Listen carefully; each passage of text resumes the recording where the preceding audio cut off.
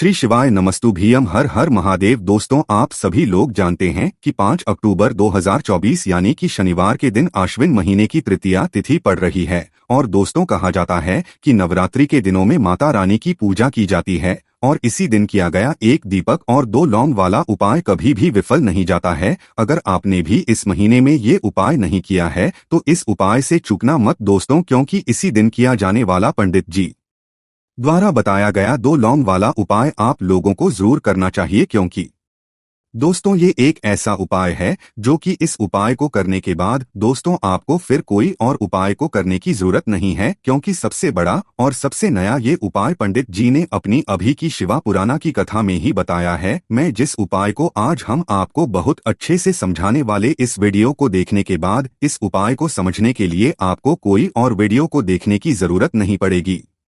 तो चलिए दोस्तों, उपाय को शुरू करते हैं।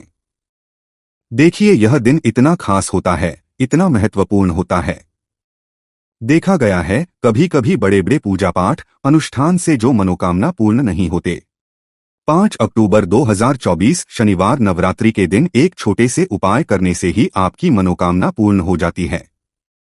और बहुत सारे इस उपाय को किया भी है और उनको इस उपाय को करने का फल भी जरूर मिला है। अगर आप लोग भी इस उपाय को शनिवार नवरात्रि के दिन करना चाहते हैं तो आप इस उपाय को पहले अच्छे से समझ लेना, सुन लेना, उसके बाद करना। आपको इस उपाय का फल जरूर मिलेगा और इस उपाय को कर लेने से आपके घर में चाहे किसी भी प्रकार की दुख और समस्या क्यों न चल रही हो, चाहे आपको उसका कारण भी नहीं पता है कि भाई ये समस्या किस कारण से चल रही है, उसका कुछ कारण हो सकता है, जैसे पितृ दोष हो सकता है या किसी भी तरह का मंगल दोष भी हो सकता है। भी बहुत तरह के दोष होते हैं, कुछ भी हो सकता है। पर आपको इस उपाय को करने के लिए आपको अपने दोष को पता लगाने की भी जरूरत नहीं है। बस शनिवार नवरात्रि के दिन आपको इस एक दीपक और 2 लौंग वाले उपाय को आप लोगों को कर लेना है। यह एक ऐसा उपाय है जिस उपाय को अगर किसी विशेष दिन पर किया जाए तो भाई उस दिन का जो है वह तो हमें मिलता ही मिलता है।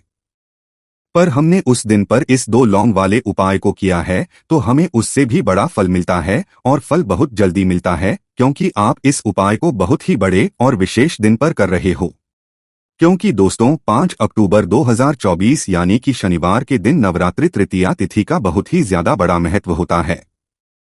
इसीलिए दोस्तों आज की इस वीडियो में हम आप लोगों को एक दीपक और 2 वाला उपाय समझाएंगे, जिस उपाय को करने से अगर आपकी किसी भी प्रकार की मनोकामना है, किसी भी प्रकार की परेशानी है, सबसे ज्यादा समस्याएं आपके जीवन में ही है, अगर आपको धन प्राप्ति नहीं हो पा रहा है, रुपए पैसे की आपके घर में लगातार दिक्कत परेशानियां चलती चली आ रही है, आपका व्यापार आपकी नौकरी अगर अच्छे से नहीं चल रहे हैं, जिसकी वजह से घर में लगातार आर्थिक समस्याएं बनी रहती है, घर का कोई ना कोई सदस्य अगर बीमार रहता है, आपस में एक दूसरे से लड़ाई झगड़ा होता रहता है, किसी की अगर बनती नहीं है, तो पूज्य गुरु जी ने कहा है कि जब आपके जीवन में ऐसी परिस्थितियां आ जाए कि आप एक एक रुपए खर्च करने से पहले कई कई बार सोचने लगे हो, आपको धन प्राप्ति अगर नहीं हो पा रहा हो, तो आपको सिर्फ और सिर्फ एक दीपक से एक ऐसा विशेष उपाय करना है जो आपकी इन सारी समस्याओं को सिर्फ 7 दिन के अंदर ही समाप्त कर देगा। तो चलिए जानें इन विशेष उपायों के बारे में। लेकिन उससे पहले जो भी मेरे भाई मेरी प्यारी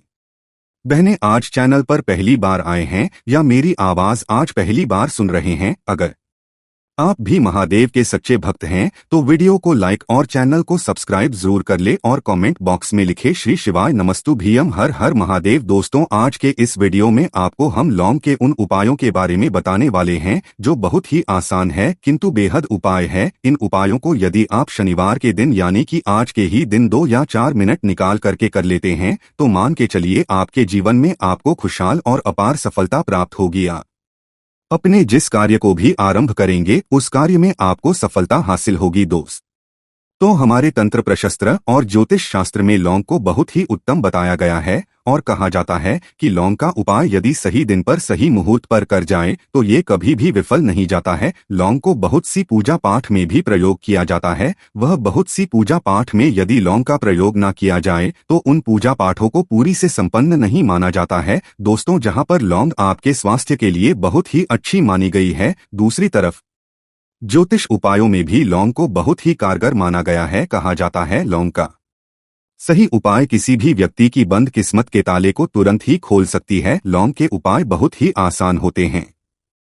बस इनकी शर्तें ये होती है कि इनको आपको सही माहौल पर करना होता है। और मान के चलिए आपके जीवन में कैसी ही परेशानी हो और ही समस्या हो, हर तरह के दुहक से आपको मुक्ति मिल जाती है और आपके जीवन में लौंग के उपाय से सुख समृद्धि में वृद्धि होती है। दोस्तों, लौंग के उन उपायों के बारे में हम आपको बताने वाले हैं जिन उपायों के बारे में धर्मशास्त्र, तंत्र शास्त्र और कई तरह के शास्त्रों में लिखा हुआ है। और दोस्तों, यकीन मानिए यह उपाय बहुत आसान से उपाय है जिनको यदि आप करते हैं तो आप मान के चलिए आपके जीवन में आप भी तरह की समस्या में फंसे हुए हो, किस तरह की परेशानी से परेशान हो या किसी भी तरह की दिक्कत से टूट रहे हो, हर तरह की से आपको मुक्ति मिलना तय है। दोस्तों, यदि आप अपने जीवन में कैसी भी मनोकामना रखते हैं, जैसे मान लीजिए आपके जीवन में धन आना बंद हो गया था, तो लौंग का वह उपाय कर लीजिए जो हमारे धर्मशास्त्र में लिखा हुआ है। चारों ओर से आपके पास धन खींचा हुआ चला आएगा कि तैयारी कर करके थक है, जॉब नहीं लग रही थी तो अवश्य ही आपकी जॉब भी लग जाएगी। इसी तरह से आपका बंद पड़ा व्यापार भी चल पड़ेगा और आपकी जो भी मनोकामना होगी लौंग के उपाय से वह पूरी हो जाएगी। बस इस लौंग के उपाय को शनिवार के दिन 2 या 4 मिनट निकाल करके करना है। मान के चलिए दोस्तों, भगवान शनिदेव महाराज जी के आशीर्वाद से आपकी जो भी मनोकामना होगी वो अवश्य ही पूरी होगी और शनिदेव जी का वो कृपा आपको प्राप्त होगी कि जीवन का हर दुख जड़ से नष्ट हो जाएगा। इसीलिए यदि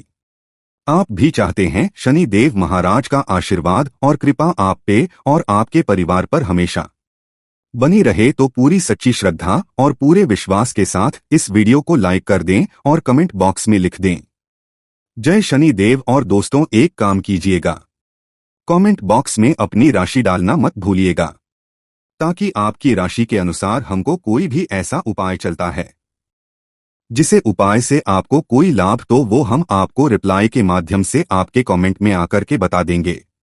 इसलिए दोस्तों, वीडियो लाइक कर दीजिए और फिर अपनी राशि कमेंट बॉक्स में डाल दीजिएगा। तो दोस्तों, एक बात का जरा ध्यान, ये जो लौंग के हम आपको उपाय बताने वाले हैं ये बहुत ही अचूक उपाय है, बहुत ही आसान उपाय है, किंतु आपको इस बात का विशेष करके ध्यान रखना होगा। लौंग के उपाय कर गलत किए जाए तो इनका हमको दुष्प्रभाव देखना पड़ता है, क्योंकि तंत्र शास्त्र में एक बात साफ साफ कही गई है कि लौंग के उपाय बहुत सोच समझ के करना चाहिए। इसका लाभ तुरंत मिल जाता है, इसका रिजल्ट भी तुरंत मिल जाता है, किंतु लौंग के उपाय को गलत मुहूर्त पर करने पर दुष्ट प्रभाव को देखने को मिलता है। देखिए दोस्तों, एक बात को समझ लीजिए, जैसे भगवान गणेश जी हो गए, भगवान विष्णु जी हो गए, दुर्गा जी हो गए, भगवान हनुमान जी महाराज हो गए, भगवान शिव जी हो गए, इन सबकी पूजा में लौंग का उपाय अवश्य ही किया जाता है। लौंग का उपाय इनकी पूजा पाठ में न किया जाए तो इनकी पूजा संपन्न मानी जाती है। दूसरी तरफ कहा जाता है कि लौंग का उपाय यदि गलत तरीके से किया जाए तो कई देवी देवता क्रोधित हो जाते हैं। इसीलिए दोस्तों, इस बात का विशेष ध्यान रखिएगा। ये जितनी भी हम आपको उपाय बताने आ रहे उपायों को करने की एक मुहूर्त है, तो गलत तरीके से मत कीजिएगा। एक बात को समझ लीजिए दोस्तों, यदि आप किसी पंडित, किसी एस्ट्रोलॉजर, किसी तांत्रिक के पास जाते हैं और उससे पूजा पाठ या उपाय करवाते हैं तो उसका जो आपको मिलता है वो थोड़ा रुक रुक के मिलता है, किंतु किसी उपाय को, किसी पूजा पाठ को आप खुद ही करेंगे, उस पूजा पाठ को आप खुद ही सिद्ध कर देंगे तो उसका लाभ आपको तुरंत ही मिल जाता है, उसका लाभ हजारों गुना आपको मिलता है। तो दोस्तों, ये जो लौंग के उपाय है तो बड़े से उपाय, किंतु इनको क्रिया अनुसार आपको सही मुहूर्त पर करना होगा। और एक बार यदि इन उपायों को आप करते हैं तो इन उपायों को करने के पश्चात आप पीछे मत देखना। इसीलिए दोस्तों, यदि आप अपने जीवन में गरीबी, परेशानी, इन सब चीजों से मुक्ति पाना चाहते हैं, इस वीडियो को बिना भगाए अंत तक अपने ही नहीं अपने पूरे परिवार के भले के देखिएगा। चलिए दोस्तों, आपको हम एक एक करके उपायों के बारे में बताते हैं, किंतु निवेदन है आपसे कि अभी तक आपने वीडियो को लाइक नहीं किया है, लाइक कर दें। सबसे पहला उपाय जो है वो है शत्रु से मुक्ति पाने का उपाय। दोस्तों, आप भी जानते हैं कि आज का समाज ऐसा समाज जब एक सादा जीवन भी जी रहे होते हैं तब भी आपके अड़ोसी पड़ोसी, नाते रिश्तेदार आपसे जलने लग जाते हैं और आपके खिलाफ षड्यंत्र करते हैं। आप प्लान बनाते हैं कि किस तरीके से आपको नुकसान पहुंचाते हैं। तो दोस्तों, आपको परेशान होने की जरूरत नहीं है। आपको बस यहाँ करना है कि लगातार 5 शनिवार किसी भी शनि मंदिर जाइए। शनि मंदिर जाने के पश्चात आपको वहां पर को बस एक दिया जलाना है, सरसों के तेल का, और उसमें बस एक डाल देना है। इतना यदि आप 5 शनिवार भी कर लेते हैं तो मान के चलिए शनि देव महाराज की वो कृपा आपको प्राप्त होगी कि जो भी शत्रु आपके पीछे पड़ा हुआ था वो कुछ भी नहीं बिगाड़ पाएगा। क्योंकि दोस्तों, जिस व्यक्ति को भी शनि महाराज जी का आशीर्वाद प्राप्त हो जाता है, मान के चलिए दोस्तों, उस व्यक्ति के लाखों शत्रु उसके पीछे खड़े हो, वह उसका कुछ भी नहीं बिगाड़ सकते। दूसरा उपाय है दोस्तों, घर से शक्तियों को समाप्त करने का ना, वो महा उपाय जो आपको हम बताना रहे हैं। तो दोस्तों, इस उपाय को बहुत ध्यान से सुनिएगा। माँ, आपका जो घर है उसमें नेगेटिव शक्तियां हैं, काला जादू किसी ने करवाया, बंधन करवाया है, और आप इस चीज लौंग से बहुत परेशान हो गए हैं, और आप चाहते हैं इन तरीके की परेशानी से आपको मुक्ति मिल जाए। तो दोस्तों, किसी पंडित के पास जाने की जरूरत नहीं है। ये उपाय आप खुद ही कर लीजिए, और ये उपाय आपको करना है। शनिवार की रात को आपको क्या क्या लेना है, तो आप एक मिट्टी का बर्तन चाहे पीतल का बर्तन ले लीजिए, परंतु लोहे का मत लीजिएगा, ठीक है। अब आपको क्या करना है, 11 लौंग, 5 कपूर, 2 इलायची। हम फिर से रिपीट कर देना दोस्तों, 11 लौंग, 5 कपूर और 2 इलायची को जलाना है। इसका धुआं पूरे घर में दिखाना है। जब 11 लौंग, 5 कपूर और 2 इलायची की पूरी रख बन जाए, जल के इस राख को किसी डिब्बे में रख लीजिए। डिब्बे में रखने के पश्चात आपको प्रतिदिन थोड़ी थोड़ी सी इस राख है और 1 लोटे जल की इसका चिंता जो है घर के मुख्य द्वार पर रख देना है। यदि आपने यह कर दिया तो आपके घर पर जो भी नेगेटिव शक्तियों का था वो हमेशा हमेशा के लिए समाप्त हो जाएगा, और मान के चलिए शनिदेव जी के आशीर्वाद से आपके घर की बरकत भी होगी, उन्नति भी होगी। तीसरा उपाय जो हम आपको बताने आ रहे हैं, ये एक ऐसा उपाय है जिससे आपको हर तरह के कष्ट से मुक्ति मिल जाएगी।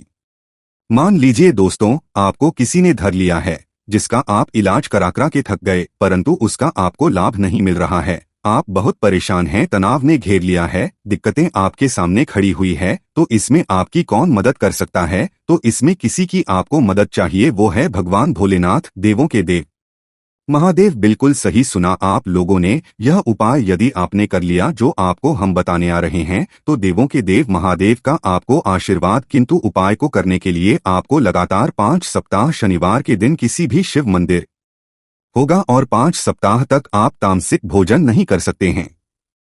तामसिक भोजन का मतलब है शराब, मदिरा, धूम्रपान। इस पूजा को एक तरीके से तपस्या माना जाता है। जिस व्यक्ति ने भी किया है उसका शरीर स्वस्थ हो गया है, उसको रोगों से मुक्ति मिल गई है, और उसके जीवन में हर तरह की परेशानियां जो होती है वो समाप्त हो जाती। तो आपको बस यही करना है कि शनिवार को नहाना है, धोना है। नहाने धोने के बाद 2 लौंग लेनी है और किसी भी शिव मंदिर जाना है, और इस 2 लौंग को भगवान शिव जी को उत्तर की तरफ खड़े होकर के अर्पित कर देना है, और वहां पर आपको ओम नमः शिवाय का जाप 1008 बार करना है। क्योंकि 1008 हो गया, 108 हो गया, ये भगवान जी का प्रिय नंबर है। इतना यदि आपने कर ही दिया तो मान के चलिए दोस्तों, उपाय करने के पश्चात आपको महादेव का वो कृपा प्राप्त होगी, वो प्राप्त होगा कि आप रोग मुक्त हो जाएंगे। आपके तनाव, परेशानी, दिक्कतों से जो आप जूझ रहे थे, आप इनसे मुक्त हो जाएंगे। तो दोस्तों, इस बात पर कमेंट बॉक्स में लिख दें हर हर महादेव। और अभी तक आपने वीडियो को लाइक नहीं किया है, वीडियो को लाइक कर दें। अब दोस्तों, मान लीजिए आप क्या पहले व्यापार चल रहा था, फिर व्यापार चलते बंद हो गया, ठप पड़ गया, और आप इस चीज से बहुत परेशान हैं। तो इसमें एक बहुत आसान सा उपाय बताया गया है। तो आप एक बात को ध्यान रखिएगा, जो व्यापार में हमको किसी की सहायता चाहिए, किसी देवता की जरूरत पड़ती है, वो भगवान गणेश जी का आपको आशीर्वाद मिल जाए तो आपके जीवन में आपका व्यापार भी अच्छा चलेगा, और आप बहुत ही उन्नति करेंगे अपने व्यापार के साथ। तो बस यही करना है कि बुधवार के दिन गणेश भगवान जी के मंदिर जाना है। गणेश भगवान जी के समक्ष आपको गाय के दूध से बना हुआ घी का दीपक जलाना है। ये किसी भी बुधवार को कर सकते हैं, और आपको एक लाल पोटली लेकर के जानी है। लाल पोटली में आपको गिन के 21 लौंग लेकर जानी है, और 11 कपूर लेकर के जानी है, और वो गणेश भगवान जी के दाएं चरणों से छुआ देना है को आपको लेकर के आना है। उन्हें दुकान में मिट्टी के बर्तन में या पीतल के बर्तन में इसको जलाना है और इसका पूरा धुआं पूरी दुकान में दिखाना है, जिससे आपकी दुकान में जो नजर लगी थी, बाधाएं थी, बंधन था, वो समाप्त हो जाएगा। इसी की राख का छींटा आपको लगातार 2 हफ्ते मतलब 14 दिन लगातार गंगाजल से अपनी दुकान के प्रवेश द्वार पर मारना है। इतना यदि आपने कर दिया तो गणेश भगवान जी के आशीर्वाद से आपका बंद पड़ा व्यापार, आपका ठप व्यापार चल और दोस्तों आप लोग बहुत ही उन्नति करेंगे। आखिरी उपाय है धन प्राप्ति का महाउपाय, और यह जो भी व्यक्ति करता है उसको माता लक्ष्मी जी का वो वरदान और वो आशीर्वाद मिलता है, जिसके पश्चात उसके जीवन में धन बंधी सारी परेशानियां समाप्त हो जाती है।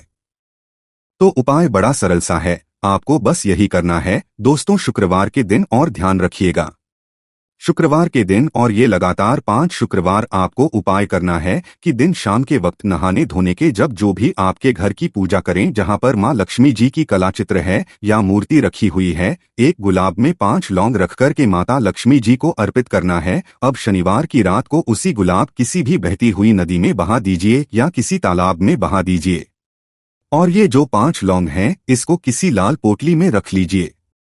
5 शनिवार के पश्चात लाल पोटली में 25 लौंगे इकट्ठा हो जाएंगे और इसी 25 लौंग को आपको अपनी तिजोरी में, अलमारी में या धन स्थान में जहां से आप व्यापार वगैरह करते हैं वहां पर रख देना है। दोस्तों आपके जीवन में जो भी धन संबंधित परेशानी थी वो समाप्त हो जाएगी और माता लक्ष्मी जी के आशीर्वाद से अपने जीवन में बहुत ही उन्नति करेंगे। अब दोस्तों हम जान लेते हैं पूज्य गुरु जी द्वारा बताए गए तीसरे विशेष उपाय के बारे में। तो ये उपाय भी आपको अवश्य करना चाहिए। देखिए, यदि आप चाहते हैं कि आपके जीवन में चारों दिशाओं से धन की कोई भी कमी ना हो, यानी कि आपके जीवन में चारों दिशाओं से धन के जो स्रोत हैं वो बंद हो और चारों दिशाओं से आपके घर में, आपके जीवन में धन आए, तो आपको आज के दिन ये उपाय करना चाहिए। आज के दिन पीपल के वृक्ष में भगवान विष्णु और माता लक्ष्मी का निवास होता है। पीपल के वृक्ष में देखिए आपको एक चौमुखी दीपक लेना है। आप माटी का दीपक भी ले सकते हैं और आटे का दीपक भी आप बना सकते हैं। देखिए, दीपक के अंदर आपको 4 बातियों का प्रयोग करना है। साथ ही साथ दीपक में आपको घी का प्रयोग करना है। घी आपके पास नहीं है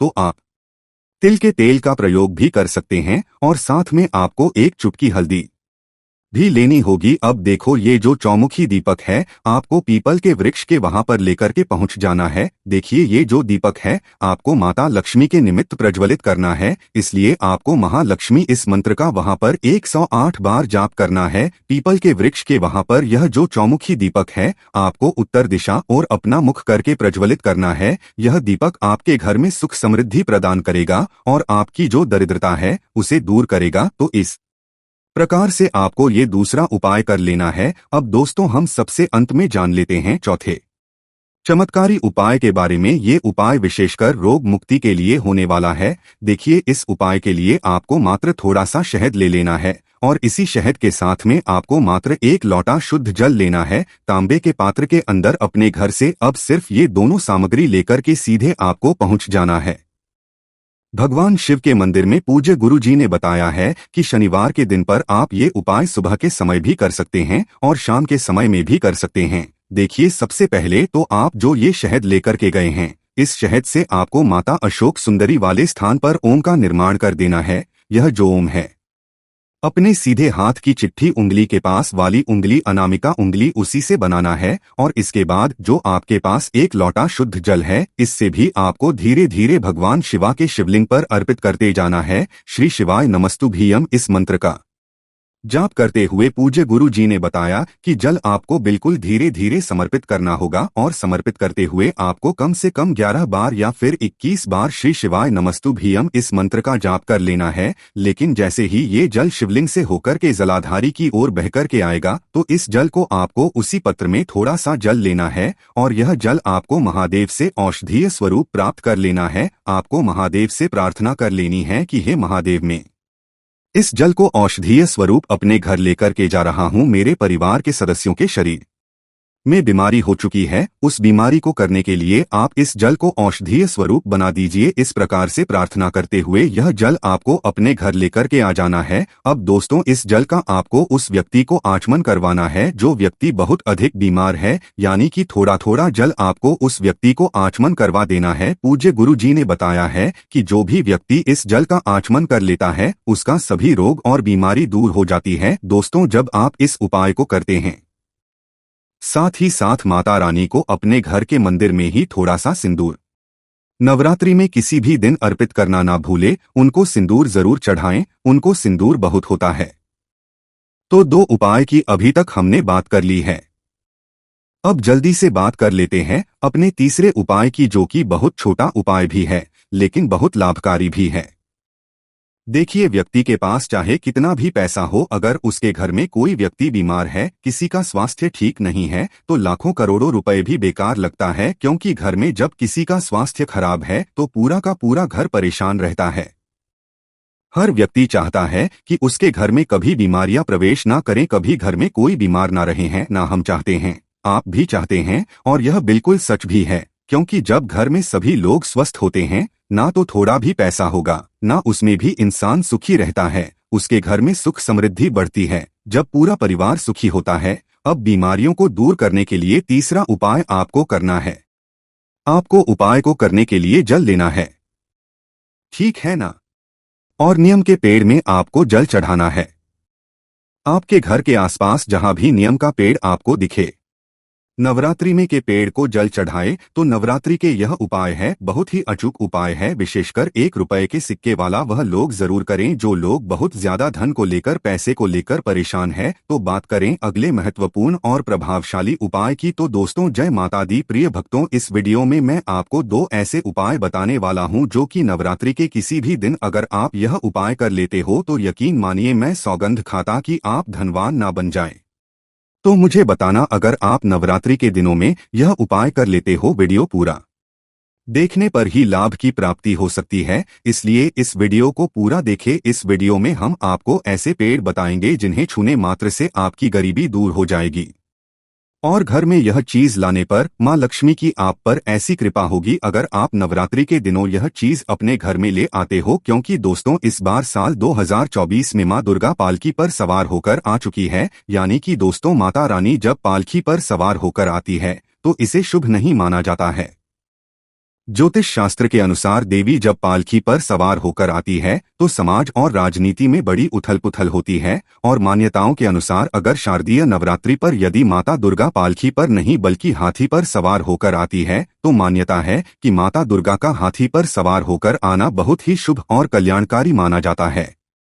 जीवन सुखमय हो जाता है, और दोस्तों, भक्ति का भरपूर लाभ भक्तजनों को मिलता है, दिल में सुकून मिलता है, माता वैष्णव भरपूर आशीर्वाद देती है। दोस्तों, इस बार नवरात्रि पूरे 9 दिनों तक चलेगी, यानी 9 दिनों तक नवरात्रि का पर्व मनाया जाएगा। ना एक भी दिन कम, ना एक भी दिन ज्यादा, पूरे 9 दिनों तक चलेगी माता वैष्णव की पूजा। मां शेरावाली की विशेष रूप से पूजा आराधना की जाएगी। शारदीय का पहला व्रत 3 अक्टूबर गुरुवार को रखा जाएगा, और अंतिम व्रत 11 अक्टूबर बुधवार के दिन रखा जाएगा। और दोस्तों, 11 अक्टूबर को कन्या पूजन किया जाएगा, जो कि इस दिन नवरात्रि समाप्त हो जाएंगे। आपको बता दें, इस बार घट स्थापना का शुभ मुहूर्त सुबह 6:14 से सुबह 7:21 तक रहेगा। घट स्थापना की अवधि 6 मिनट की है। घट स्थापना का अभिजीत मुहूर्त सुबह 11:45 से दोपहर 12:33 तक रहेगा। दोस्तों, चलिए अब जानते हैं नवरात्रि में कौन कौन सी सब्जी नहीं खाना चाहिए और कौन कौन सी सब्जी खाना चाहिए और कौन सा फल खाने से व्रत टूट जाता है। उससे पहले दोस्तों, जान लेते हैं शारदीय नवरात्रि क्यों मनाई जाती है। दोस्तों, शारदीय नवरात्रि मनाने के पीछे एक पौराणिक कहानी है कि मां दुर्गा ने महिषासुरा नामक राक्षस का वध किया था, और ऐसा माना जाता कि वहां महिषासुरा नाम का एक राक्षस था, उसे भगवान ब्रह्मा ने अमृता का वरदान दिया था, और इस आशीर्वाद के कारण महिषासुरा पृथ्वी से लेकर स्वर्ग तक सभी को परेशान करने लगा। ऐसे में सभी देवी देवता उसके अत्याचारों से चिंतित होकर ब्रह्मा, विष्णु और महेश के पास जाते हैं। तब दोस्तों, तीनों देवताओं ने आदिशक्ति का आह्वान किया। तब दोस्तों, भगवान शिव जी, भगवान विष्णु जी और अन्य देवताओं के क्रोध के कारण उनके मुख से एक ज्योति प्रकट हुई, और वह ज्योति एक स्त्री में बदल गई। इस तरह आदि शक्ति प्रकट हुई। इसके बाद अन्य देवताओं ने उन्हें अस्त्र शस्त्र प्रदान किए। तब मां दुर्गा ने महिषासुरा को चुनौती दी और 9 दिनों तक युद्ध चलने के बाद 10वें दिन मां ने महिषासुरा का वध कर दिया। ऐसा माना जाता है कि इन 9 दिनों के दौरान देवी मां ने 9 रूप धारण किए और राक्षसों का वध किया। इसी कारण से इसे 9 दिनों तक नवरात्रि के रूप में मनाया जाता है। और आपको बता दें कि शास्त्रों में नवरात्रि का विशेष माना गया है। दोस्तों, ऐसा माना जाता है कि 9 दिनों तक चलने वाले नवरात्रि के दौरान व्यक्ति मानसिक और शारीरिक रूप से मजबूत होता है। मनुष्य की आध्यात्मिक शक्ति बढ़ती जाती है। इस प्रकार लोग इच्छा, क्रोध, अहंकार, ईर्ष्या, लोभ आदि से मुक्त हो जाते हैं और उनका मन और शरीर शुद्ध हो जाता है और उनकी बुद्धि स्वाभाविक रूप से काम करने लगती है। आइए जानते हैं नवरात्रि में क्या खाए और क्या नहीं खाए और क्या पीना चाहिए और कौन सा फल खाना विशेष और शुभकारी माना गया है। आज हम विस्तार से बताएंगे, लेकिन आगे बढ़ने से पहले कमेंट बॉक्स में अपनी राशि जरूर डाल दीजिएगा। यदि भक्तों हमारे पास आपकी राशि के अनुसार कोई उपाय होगा तो वह आकर हम आपके कमेंट का रिप्लाई में बता देंगे, ताकि आपको राशि के अनुसार फल प्राप्त हो। दोस्तों, राशि के अनुसार किया गया कार्य बहुत ही शुभ माना जाता है और माता रानी बहुत प्रसन्न होती है। और दोस्तों, आपसे निवेदन है कि कमेंट में माता रानी आपका स्वागत है हमारे घर में जरूर लिखें, ताकि माता रानी का आशीर्वाद आपके ऊपर सदा बना रहे हैं। वीडियो आपको अच्छी लगे तो लाइक करना ना भूले। भक्तों, शास्त्रों के अनुसार बताए गए व्रत चाहे किसी भी प्रकार के क्यों ना हो, उनसे जुड़े नियम का पालन करना अति आवश्यक माना जाता है। क्योंकि भक्तों, जो मन के मुताबिक किया जाए वह संघर्ष नहीं कहलाता। कहा जाता है कि मनोकामना को पूर्ण करने के लिए थोड़ा सा संघर्ष यानी कि तपस्या तो करनी ही पड़ती है। इसीलिए दोस्तों, ऐसी मान्यता है कि व्रत को पूर्ण विधि विधान से किया जाना चाहिए, तब आपको व्रत का लाभ फल प्राप्त होता है। अति उत्तम और शीघ्र दीर्घायु वरदान प्राप्त होता है। आपकी सभी मनोकामनाएं शीघ्र माता रानी पूर्ण करती है। ऐसे व्यक्ति को मरने के बाद माता रानी के चरणों में स्थान मिलता है। वह सदैव मां की सेवा करता है और ऐसा भक्त स्वर्ग लोक में जाता है। इसीलिए हर शास्त्र यही कहता है कि सच्चे दिल से अगर आपके मन में ईश्वर के प्रति श्रद्धा हो तो बिना पूजा पाठ के ही फल मिल जाता है, और अगर मन में ईश्वर के प्रति शंका हो तो उस मनुष्य को कई जन्मों तक सुख नहीं मिलता, वह में ही भटकता रहता है। भागवत गीता में भगवान श्री कृष्णा जी ने स्वयं कहा था, भक्तों, जो मनुष्य सच्चे हृदय से ईश्वर को पुकारता है तो उसका नाता उस शक्ति से जुड़ जाता है जिसे आपने सच्चे हृदय से पुकारा था। इसलिए दोस्तों, भगवान भी कहते हैं कि सच्चे हृदय से ही ईश्वर को पुकारो तो वह आपकी हर मनोकामना को करते हैं। भक्तों, कई लोग ऐसे हैं जो भगवान के सामने घंटों पूजा पाठ करते हैं तथा रोते हैं, फिर भी भगवान उनकी कभी नहीं सुनता। दरअसल जब आप सच्चे मन से ईश्वर को पुकारते ही नहीं हैं, तो भला वह आपकी पुकार कैसे सुनेंगे। दोस्तों, यह तो थी वह बातें जो भक्त और भगवान के बीच की है। अब हम जानते हैं नवरात्रों के दौरान क्या नहीं खाना चाहिए और क्या नहीं पीना चाहिए और कौन सा फल खाने से व्रत और सफल हो जाता है। दोस्तों, हमारे चैनल वास्तविक जानकारी को सब्सक्राइब जरूर करें और इस बेल आइकन को दबाना ना भूले। तो आइए शुरू करते हैं। दोस्तों, आपको बता दें, भूल कर भी नवरात्रि के दिनों में पानी पूरी कभी मत खाना, क्योंकि इस दिन कभी कभी बीच में शुक्रवार पड़ जाता है और शुक्रवार को मां संतोषी का वार कहा जाता है। माता संतोषी खट्टी चीज खाने वाले व्यक्ति से हमेशा क्रोधित रहती है, नाराज रहती, क्योंकि नवरात्रों में माता संतोषी जागृत अवस्था में हो जाती है। और भक्तों, आपको बता दें कि माता संतोषी की शक्ति नवरात्रों में कई करोड़ गुना बढ़ जाती है। और नवरात्रों में जब शुक्रवार पड़ जाए तो इमली नहीं खाना चाहिए। माता संतोषी रुष्ट हो सकती है, आपको दंड दे सकती है। नींबू नहीं खाना चाहिए। वैसे तो नवरात्रि के व्रत में नींबू खा लेना चाहिए, पर अगर शुक्रवार हो तो माता संतोषी के क्रोध से बचने के लिए नींबू नहीं खाना है। इस दिन नींबू का करना चाहिए। अब दोस्तों, आपको यह भी बता दें कि त्रिनवरात्रि में पानी पूरी क्यों नहीं खानी चाहिए, क्योंकि उसमें लहसुन, प्याज होता है और खट्टा भी होता है, जो व्रत को भंग कर सकता है, पाप लग सकता है। अगर आत्र नवरात्रि या शुक्रवार को खट्टा नहीं कहते हैं तो माता संतोषी आपको धन धान्य से मालामाल कर देती है, आपके घर में अपना आवास बना लेती है।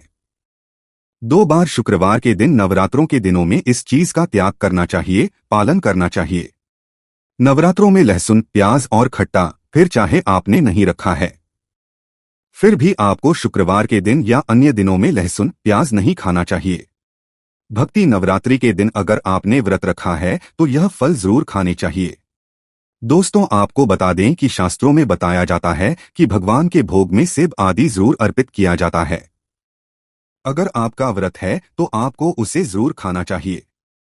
केला, पपीता, तरबूज और मीठे अंगूर जरूर खाना चाहिए। इन फलों से व्रत को शक्ति मिलती है और व्रत संपूर्ण हो जाता है। और शास्त्रों में बताया जाता है कि नवरात्रियों के दिनों में केला जरूर खाना चाहिए। नवरात्रि के दिनों में केला का घर में प्रवेश होना बड़ा ही शुभ माना गया है। केला खाने से नवरात्रि का व्रत सफल हो जाता है, क्योंकि इसमें माता रानी और भगवान श्री हरि विष्णु जी का आशीर्वाद मिला हुआ होता है। नवरात्रि के दौरान से जो भी खाता है उसे दुखों का सामना नहीं करना पड़ता है। केला आपको खाना चाहिए। माता लक्ष्मी प्रसन्न होती है और आशीर्वाद देती है। दोस्तों, आपको बता दें कि नवरात्रों में तेल की तली हुई हरी मिर्च खा सकते हैं, लेकिन कम मात्रा में खाना है। व्रत के दौरान ज्यादा तीखा नहीं खाना चाहिए। भक्तों, व्रत में तीखा खाने से व्रतधारी की जो पेट की आंतें होती है उसमें जख्म हो सकते हैं। क्योंकि इस दौरान हम व्रत का पालन करते हैं तो हमारे पेट में कुछ नहीं होता है। इसीलिए हल्का खाना खाना सर्वोपरि है और उत्तम माना जाता है। व्रतधारी को रसीले आलू अवश्य खाना चाहिए। इससे हमारे शरीर में ऊर्जा की भरपूर जरूरत होती है, पूरी हो जाती है। आप आलू का पानी पी सकते हैं। रसीले आलू जरूर खाना चाहिए। दोस्तों, नवरात्रों में भिंडी की सब्जी जरूर खाना चाहिए, क्योंकि दोस्तों में कई ऐसे पोषक तत्व होते हैं जो हमारी हड्डियों को मजबूत बनाते हैं। तथा नवरात्र में बैंगन की सब्जी जरूर खाना, लेकिन याद रहे जब नवरात्रि में सोमवार पड़ जाए तो बैंगन की सब्जी मत खाना, पाप लगेगा। नवरात्रि में सब्जी में हरा धनिया जरूर डालना चाहिए। हरे धनिये से भी व्रतधारी को पोषक तत्व मिलते हैं। नवरात्रों में हरा धनिया अवश्य खाएं। इससे भक्तों जो शुगर लेवल होगा वह कम हो जाएगा। और नवरात्रों में रिफाइंड का तेल और सरसों का तेल भूलकर भी व्रत के दौरान नहीं खाना चाहिए। मूंगफली का तेल और देसी घी और गोले का तेल खाना अच्छा माना जाता है। और दोस्तों, नवरात्रों में व्रतधारी को डिब्बा बंद लस्सी, डिब्बा बंद जूस नहीं पीना चाहिए। उसमें कई केमिकल मिले होते हैं जिसके कारण आपका व्रत टूट सकता है। जब भी आप फलों का जूस पिए तो याद रखें उसमें नमक डालें, नहीं तो व्रत टूट जाएगा। साथ ही साथ जूस में बर्फ भी नहीं डालना चाहिए। दोस्तों, आपको फलों का सादा जूस पीने से व्रत सफल होता है। दोस्तों, नवरात्रि के दौरान सिंघाड़े का आटा या कुत्तराम में कीड़े वगैरह पड़ जाते हैं, जिसके कारण आपका व्रत टूट सकता है। क्योंकि यह छोटे छोटे कीड़े हमें दिखाई नहीं देते और आपके मुंह तक पहुंचाते हैं। ऐसा खाना मतलब कीड़े-मकोड़ों का मांस खाने के बराबर माना गया है। दोस्तों, नवरात्रि के दौरान आप शाम के समय खाने में दही ले सकते हैं और आलू वगैरह खा सकते हैं। आलू के चिप्स खा सकते हैं, साबूदाने की टिकिया बनाकर खा सकते हैं और साबूदाने की खिचड़ी खा सकते हैं। आलू के पापड़ भी खा सकते हैं। दोस्तों, शारदीय रात्रि के दौरान आप दूध पी सकते हैं जो आपको ताकत देगा। चाय वगैरह भी पी सकते हैं। साथ ही साथ यह भी जानिए माता रानी को 3 चीजें कभी अर्पित मत करना, इससे माता रानी क्रोधित हो जाती है। ऐसे में अगर आप नवरात्रि की रात यह एक चीज अगर दिखाई दे जाए तो समझो माता रानी आपसे प्रसन्न है। जानिए सब कुछ इस वीडियो में। दोस्तों, धर्मशास्त्रों के अनुसार शारदीय नवरात्रि का पर्व बहुत ही शुभ और अत्यंत दुर्लभ एवं मंगलकारी और धन संपदा प्राप्त करने वाला महापर्व और धन वैभव कीर्ति यश प्राप्त वाला महाविशेष उत्सव माना जाता है। दोस्तों, माता रानी हमारे जीवन के सभी कष्टों को दूर करती है, हमारे घर में धन की वर्षा करती है। इसीलिए सच्चे दिल से कमेंट बॉक्स में मां को अवश्य याद करें। कमेंट बॉक्स में लिखें माता रानी की जय और माता रानी के लिए एक लायक अवश्य करें और हमारे चैनल को जरूर सब्सक्राइब करें। तो चलिए शुरू करते हैं। सबसे पहले अपनी राशि कमेंट बॉक्स में जरूर डाल दीजिएगा। यदि आपकी राशि के अनुसार हमारे पास कोई उपाय होगा तो वह आकर हम आपके कमेंट का रिप्लाई में बता देंगे। सबसे पहले जानते हैं माता रानी को ऐसा क्या नहीं चढ़ाना चाहिए जिससे माँ नाराज ना हो। देखिए, एक बार हमने गलती से माता रानी को यह चीज चढ़ा दी थी, तब हमें माता के क्रोध का सामना करना पड़ा था। इसीलिए शारदीय नवरात्रि पर आप ऐसी गलती मत करना। शास्त्रों के अनुसार माता रानी को प्रसन्न करना इतना आसान नहीं होता और जो व्यक्ति माता रानी को प्रसन्न कर लेते हैं तो वह व्यक्ति अचल संपत्ति के मालिक बन जाते हैं। उसके ऊपर लक्ष्मी की कृपा बड़ी जोरों शोरों से बरसती है। कई पीढ़ियों से जो गरीबी भोग रहे होते हैं, यदि माता रानी शारदीय नवरात्रि पर प्रसन्न हो जाए तो 7 जन्मों तक की गरीबी मिट जाती है। धन वैभव से घर भर जाता है। उत्तम जीवन साथी तथा धन संपदा के साथ यश कीर्ति वैभव सौभाग्यशाली जीवन सभी कष्टों से राहत बीमारियों से राहत मात्र माता रानी के पूजन से समाप्त हो जाती है। जो व्यक्ति खासतौर पर शारदीय नवरात्रि पर माता रानी को प्रसन्न कर लेता है वह व्यक्ति कुछ ही समय में धनी हो जाता है तथा राजा बन जाता है। माँ लक्ष्मी उसी घर में वास करती है जहां पर सच्चे हृदय से माँ की भक्ति हो। आपको बता दें, साल भर के इस त्योहार में माता रानी की पूजा में यह 3 चीजें माता रानी को कभी मत चढ़ाना, नहीं तो आपको बर्बाद होने से कोई नहीं रोक सकता। जो हमने गलती की वह आप मत करना, इससे माता रानी नाराज हो जाती है और हमेशा के लिए आपका साथ छोड़ सकती है। एक बार माता ने हमारा साथ छोड़ दिया था क्योंकि हमने गलती से माता रानी को यह चीज चढ़ा दी थी। तब बड़ी श्रद्धा पूजा पाठ करने के बाद माता रानी को हमने मनाया, प्रसन्न किया और आज हम करोड़पति हैं, धनवान हैं। माता लक्ष्मी सदैव हमारे घर में वास करती है। जय माता रानी। माँ बड़ी प्यारी है, चंचल है, अपने भक्तों को कभी निराश नहीं करते। तो चलिए प्राचीन धर्म ग्रंथों के आधार पर, शास्त्र आधार पर यह जानकारी शुरू करते हैं। भक्तों, इस राहु केतु अपनी चरम सीमा पर होते हैं। जो लोग कर्ज लेते हैं, कर्ज देते हैं, राहु केतु उनके जीवन में आकर उल्टा उन्हें कंगाल, बर्बाद, नष्ट तथा घर में दरिद्रता आवास बना देते हैं और ऐसे घर से माता लक्ष्मी, माता दुर्गा रुष्ट हो जाती है। आप माता रानी को शारदीय नवरात्रि पर एक मिश्री का टुकड़ा भी अर्पित करके पूजा पाठ कर सकते हैं। यदि आपके पास धन नहीं है तब भी माता रानी उतना ही प्रसन्न होती है और आपके में धन और धनवान पूर्ण रूप से आपको यश कीर्ति प्रदान करती है। माता को छल कपट द्वारा धन प्राप्त करने पर तथा उन पैसों से पूजा करने पर माता प्रसन्न नहीं होती, उल्टा माता रानी अत्यंत रूप से क्रोध हो जाती है।